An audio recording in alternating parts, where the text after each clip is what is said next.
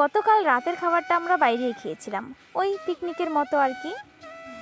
তাতে কি হয়েছে, মাংসের ঝোল পড়েছে, চিকেন রান্না হয়েছিল, মাংসের ঝোল পড়ে আছে অন্ধকারে, এতটা ভালো বোঝা যায়নি, তো খারাপ লাগে দেখতে, তাই বারান্দার একটু মুছে দিচ্ছি। আর ওই যে পিঁড়িগুলো দেখতে পাচ্ছ, এই পিঁড়িগুলো বাইরেই ছিল, তো বাইরে ছিল যেহেতু এগুলো আবার না ধুয়ে ব্যবহার হবে ভালো লাগবে না, তাই এগুলো বাইরে বের করে দিয়েছি, এগুলো একটু ধুয়ে ফেলবো।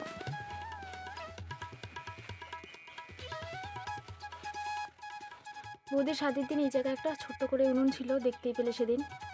তো এই জায়গাটা তো এখন নোংরা হয়ে আছে, তাই এই গোবরটুকু এনেছি, গোবরটুকু দিয়ে এটা পরিষ্কার করে মুছে দেব।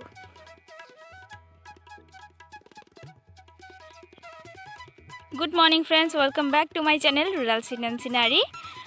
দেখো আমি এসেছি মাঠে, মা বৌদি আর বাবা মাঠে এসেছে, তো ওনাদেরকে ডাকতে এসেছি আমি। রান্না হয়ে গেছে, ভুট্টা লাগানো হচ্ছে এই জমিগুলোতে, ভুট্টা লাগানো হয়ে গেছে অলরেডি, এবারে এই পাশটা লাগাচ্ছে আর কি।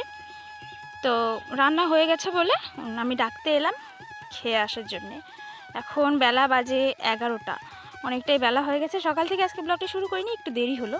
তো চলো আজকে ব্লগটা আমি এখান থেকে শুরু করছি, দেখতে থাকো।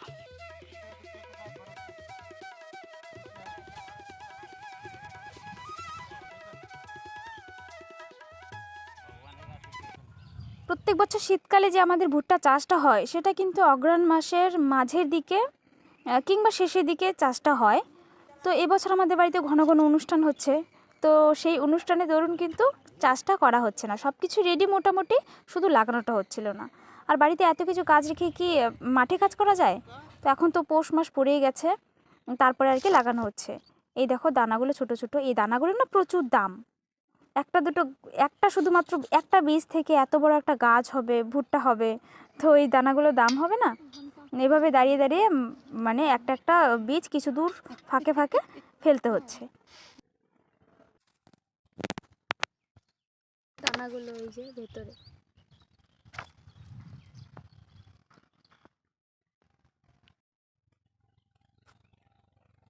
বাড়ি ফেরার পথে চলো একটু আলু চাষটাও আমাদের দেখিয়ে দিই তোমাদের। দেখো আলুগুলো না মোটামুটি ভালোই বড় হয়ে গেছে গাছগুলো, মাটিটা পুরো শুকিয়ে আছে, এবারে জল দেওয়া দরকার। ভুট্টা লাগানোটা শেষ হয়ে গেলে তারপরে বাবা হয়তো জল দেবে, মাটিটা একদমই শুকিয়ে গেছে। আর কয়েকদিন পরে যখন বেশি কুয়াশা পড়তে শুরু করবে, তখন আবার জল দিলে আলু গাছে ভালো ক্ষতি হয়ে যাবে। সম্ভবত ভুট্টাটা লাগানো শেষ হলেই তারপরে বাবা জল দেবে। অনেকদিন থেকেই বলছি তোমাদের আলাদা করে একটা ব্লগ দেব, শীতের চাষবাসের হচ্ছে না, তো দেখি এর পরের ব্লগে হয়তো সবটা শেয়ার করব তোমাদের।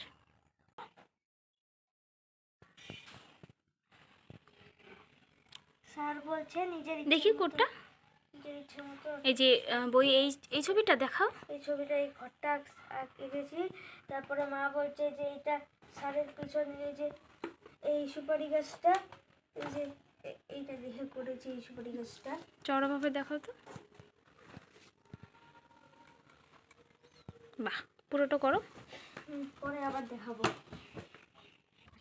কিছুক্ষণ আগেই বাড়িতে এলাম, বৌদি মা বাবা সবাইকে তো ডেকে এলাম, ওনারা আসছে সকালে খাবার খেতে। আর এই যে থালা বাসনগুলো, এগুলো হলো দাদার, অনেক রাতে বাড়িতে আসে, তাই প্রত্যেক দিন রাতের খাবার ঘরে দিয়ে আসা হয়। তাছাড়া আজকে বৌদিকে কিন্তু, মেজো বৌদিকে তোমরা ব্লগে দেখতে পাচ্ছ না, কারণ বৌদি গেছে দিদির বাড়ি। আমাদের বাড়িতে নিয়ম আছে সাধের পর জায়গা পরিবর্তন করতে হয়, বাপের বাড়ি যেতে হয়। তো বাপের বাড়ি অনেকটাই দূরে বৌদির, আর এই অবস্থায় এতটা জার্নি করা ঠিক হবে না, তাই বৌদি গেছে দিদির বাড়ি। বৌদি প্রত্যেক দিন থালা বাসনগুলো বের করে রাখে, আজকে তো বৌদি বাড়িতে নেই, আর আমি গেছি ভুলে। অনেকক্ষণ পরে মনে পড়লো, তাই নিয়ে এলাম, আর সঙ্গে এই পিঁড়িগুলো ধুয়ে দিচ্ছি, যেগুলো বললাম না বাইরে ছিল, সেগুলোও ধুয়ে দিচ্ছি।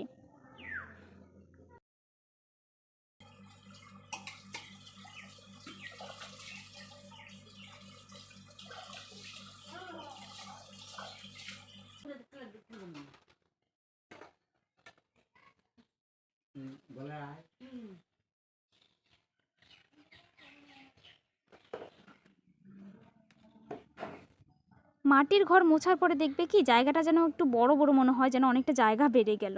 তো জায়গাটা সুন্দর করে মুছে দিয়েছি। আর এদিকে মা গরুকে জল খাওয়াচ্ছে। কি হয়, খাওয়ার পরে যদি জল খাওয়ানো হয়, এত ভারী ভারী বালতি বয়ে নেওয়া কিন্তু একটু কষ্টকর হয়, তাই মা এই খাওয়া দাওয়ার আগেই এই কাজটা সেরে নেয়, প্রত্যেক দিন তাই করে। তো চলো আজকে কি কি রান্না হয়েছে একটু দেখিয়ে দিই। এখানে আছে 2-3 রকমের সবজি মিশিয়ে একটা ঝাল ঝাল শুটকি মাছের তরকারি, বেশ ঝাল হয় কিন্তু। তারপরে আছে লাউ শাক। এই লাউ শাকটা মানে রেডি করতে অনেকটা টাইম লাগে, সেই মাঠ থেকে তুলে আনা, তারপরে কেটে দেওয়া। আর হয়েছে আলু বেগুন ভাজা আর একটা নিরামিষ তরকারি, অনেক রকম সবজি মিশিয়ে একটা নিরামিষ তরকারি। এটা দুভাগে রাখা আছে। এই যে নিরামিষ তরকারিটা দেখতে পাচ্ছ, এতে কিন্তু কোনো মশলাপাতি দেওয়া নেই, সিম্পলভাবে। আর এটাতে একটা ভাজা মশলা দেওয়া আছে, যেটা আমি করে রেখেছিলাম, সেটা দিতে বললাম পিসিকে। আর এটা দেওয়ার পরে না অনেকে পছন্দ করে না, আবার অনেকে খুব পছন্দ করে, তাই 2 ভাগে রাখা আর কি। তারপরেই খেতে বসে যাচ্ছি। বস্তা পেতে নিয়েছি, কারণ পিঁড়িগুলো দেখলেই তো ধুয়ে দিলাম, আর ছোটো ছোটো পিঁড়িতে বসে না খেতে একদম ভালো লাগে না, তাই আমি বস্তা পেতে নিয়েছি। আর কৌশিকের জন্য জায়গা রেখেছি, কৌশিক আমার পাশে বসে খাবে, ও খেলছিল, তাই হাত পা ধুয়ে আস্তে আস্তে অনেকটা টাইম লাগবে, আর ওকে ডাকছিলাম। ও সবসময় আমার সঙ্গে বসে খেতেই পছন্দ করে, আমি যদি ওকে রেখে খেয়ে নিই তাহলে না কেমন যেন রাগ করতে থাকে, তাই ওর জন্য একটু অপেক্ষা করছিলাম আর কি। এখন দুজনে মিলে খেয়ে নিই। ভেবেছিলাম স্নান দান সেরে তারপরে খাবো, তারপর আবার ভাবলাম স্নান করবো, পুজো দেবো, অনেকটাই দেরি হবে, প্রথমে খেয়েই নিই, আরও অনেক কাজ বাকি, অনেকটা টাইম লেগে যাবে নয়তো।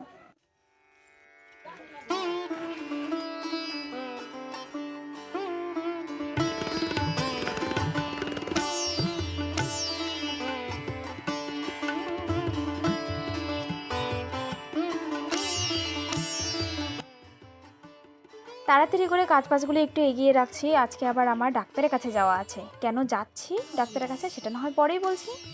আমাদের কলপার বলো আর কুয়োরপার বলো, 2 জায়গায় সেম অবস্থা। এত আয়রন, দেখো একটা লাল আস্তরণ পড়ে গেছে না। আগে অবশ্য কুয়োর পাড়ে এত আয়রন ছিল না কুয়োর জলে, কিন্তু যখন থেকে মোটর সেট করা হলো তখন থেকে অবস্থা আরও খারাপ। কলপারও সেই একই অবস্থা। আমরা এই আয়রনের কারণে কোনো হালকা রঙের যে পোশাক পরবো তাও হয়ে ওঠে না। কলপারে আমরা মোটামুটি কাজ করি, কিন্তু বেশিরভাগ সময়টা এখানেই কাজ করি, কারণ এখানে তো আর পাম্প করতে হয় না, মোটরের সুইচ দিলেই হয়ে যায়। তবে আমাদের আগে একটা ফিল্টার ছিল, কিন্তু এত আয়রন ফিল্টারের মুখটাও বন্ধ হয়ে যায় বারবার করে, তাই ওটা আপাতত বন্ধই আছে।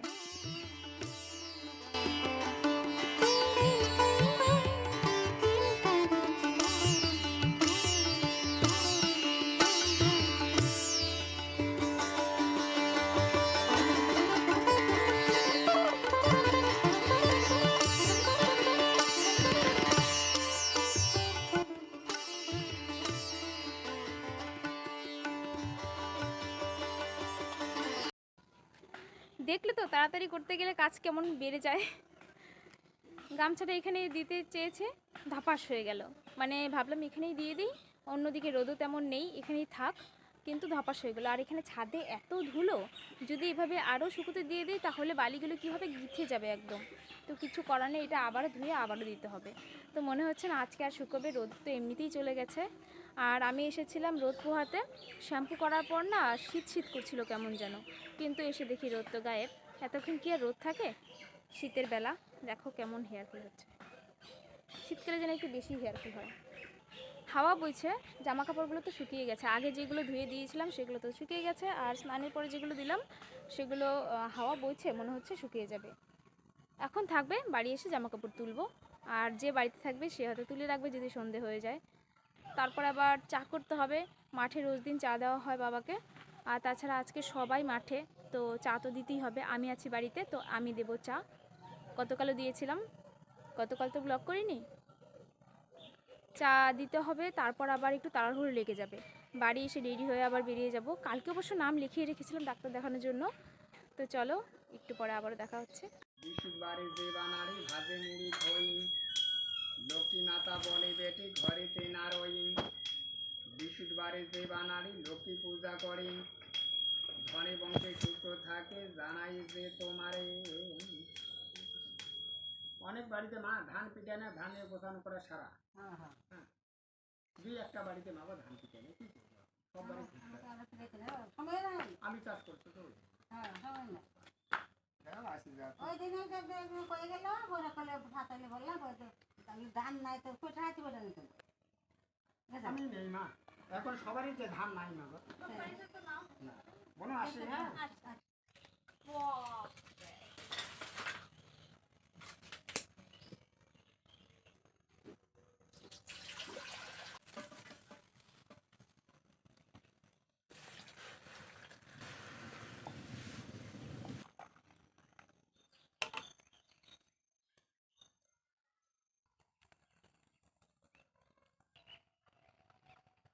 মাঠে এলাম চা দিতে, আর কিছুক্ষণ আগেই ফোন করলো সে ফার্মেসি থেকে যে ডাক্তার আর নেই।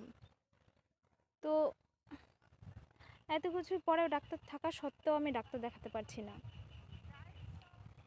আর অসুবিধাটা কি তো বলিনি তোমাদের, পায়ের অসুবিধা, আমার একজিমার সমস্যা। তো পাটা নিয়ে অনেক দিন থেকেই ভুগছি। একবার ডাক্তার দেখানোর পর কিছুটা ভালো হয়েছিল, এখন আবারও সেই সমস্যাটা হচ্ছে, কিন্তু ডাক্তার না থাকায় দেখাতেই পারছি না। আজকে একদম শিওর ছিল যে থাকবে, কিন্তু কিছুক্ষণ আগে ওই দাদাটা ফোন করে বললো আজকেও নেই ডাক্তার। তো আমি আবার বললাম যে অনলাইনে যদি দেখানো যায় তো সেই ব্যবস্থা করে দিতে। তো উনি বললেন যদি সম্ভব হয় তাহলে উনি ফোন করে জানাবেন। তো চলো চা নিয়ে এসেছি, আসছে ওরা। আমাদের চাটাও সঙ্গে নিয়ে এসেছি, আমি আর কৌশিকও এখানে বসেই খাবো চা। সবাই একসঙ্গে বসে চা খাওয়ার মজাই আলাদা। ওর সঙ্গে ওপর তোমার তোমার চা তা করতে এরকম করে আওয়াজ করতেছে। ও একজন দিছে গীতা যা ওদিকে মালিক মানছে দেখি গায় কাবলা মা দিয়ে গো। গায় শুরু ওর তো খাওয়া না এই গরম রে চুক্তি গেল গা। প্রথম দিকে হ্যাঁ বলি, হ্যাঁ প্রথম দিকে বলি আমাদের সবার চা খাওয়া হয়ে গিয়েছে, এখন আমরা চিল করছি। করছি পর্যন্ত ঠিক আছে, পরেরগুলো তো হাবিজাবি হচ্ছে। তো একটু দাঁড়াই এখানে টাইম পাস করি, তারপর বাড়ি যাব। আর ডাক্তার এখানে তো যাওয়া নেই, তাই এত তো আর খুব কি? মজা। একটু টাইম পাস করি এখানে। দেখো এখানে ছাগলটা পুরো মাংকির মতো না, একেবারে সাদাটা। কিছুটা বললো, আমি বললাম যে দাদা অনলাইনে দেখানো যাবে নাকি। তো হ্যাঁ যদি সম্ভব হয় তাহলে আমি জানাই, কিন্তু অনলাইনে কেমন হবে কি জানি। বাড়িতে এসে আর একটু দেরি করলাম না, বিকেলবেলা ঝাড়ুটাই দিয়ে দিচ্ছি।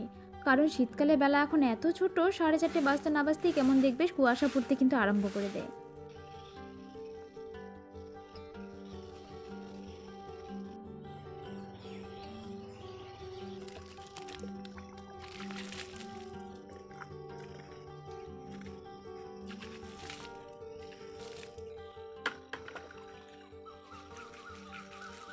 আগামীকাল ভেবেছিলাম সকালবেলায় জল দেব, তবে যেহেতু ডাক্তার এখানে যাওয়াই হলো না, এখন তো এমনিতেই আছি, তাই একটু জল দিয়ে দিচ্ছি। সূর্য কিন্তু ইতিমধ্যেই পশ্চিম আকাশে অস্ত চলে গেছে। এরই সঙ্গে আজকে ব্লগটিও আমি এখানে শেষ করছি। কেমন লেগেছে আমাকে অবশ্যই কমেন্টে জানিও। যদি ভালো লাগে তবে আমার চ্যানেলটি সাবস্ক্রাইব করে আমার পাশে থাকতে একদম ভুলো না। তো বন্ধুরা, দেখা হচ্ছে পরবর্তী একটা ইন্টারেস্টিং ব্লগের সঙ্গে। খুব ভালো থেকো, সুস্থ থেকো, শুভ সন্ধ্যা।